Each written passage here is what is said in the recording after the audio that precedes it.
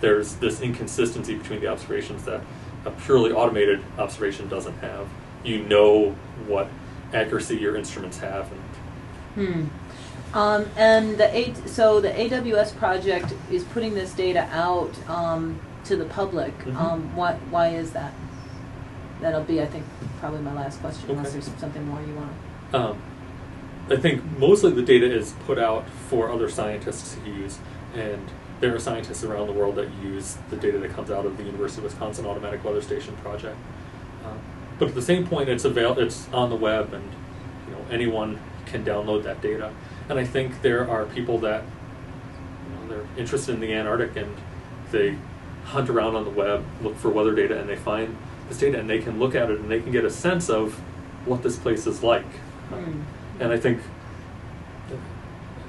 I'm biased as a scientist, but I think people like that sense of exploring and looking and seeing what they can find. And I think kids in school use the data for projects, and it just gives you a sense that you've done something on your own by taking this data and analyzing it and coming up with a picture of what's happening, rather than just having it fed to you. Someone hands you a plot and says, here's the temperature at McMurdo Station, as opposed to finding the data and plotting it yourself and looking at it.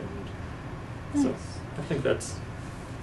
So anything else that you would like to say or clarify before we cut, or something you feel like I missed? I think we've been talking about weather forecasting and sort of limits on predictability, and the story I like to tell related to forecasting in the Antarctic. I started coming to Antarctica in 1994, and in talking to the forecasters at that time, they said that they were confident in making a weather forecast out for about 8 hours. And that's a pretty short forecast window. Wow. And the problem at that point was a lack of observations, and the computer models just, they weren't developed for use in polar regions, so they weren't a very useful tool for the weather forecasters. And this had some real implications operationally, because at that time, most of the flights to the continent were on C-130s, which had about an 8-hour flight time from Christchurch to McMurdo Station. And so you're right at the end of when a forecaster is confident with their forecast. And so there were a lot of flights that would come down, and the C-130s had something like a 10-hour flight range. And so they get about halfway down, and they would get to what's called the point of safe return, where they needed to make a decision if they were continuing on to the Antarctic, at which point they would have to land there, or turn back and go to New Zealand. And so they would get to that point of safe return, and the forecaster would say, well, the forecast has changed, things aren't looking that good, and have to go back.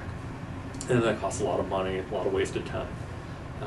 And over the years, with better, more weather observations on the ground, better satellite observations, improvements to the computer models, the forecasters now talk about having confidence in their forecast 5 days out into the future. That's a massive improvement, and that's in 13 years.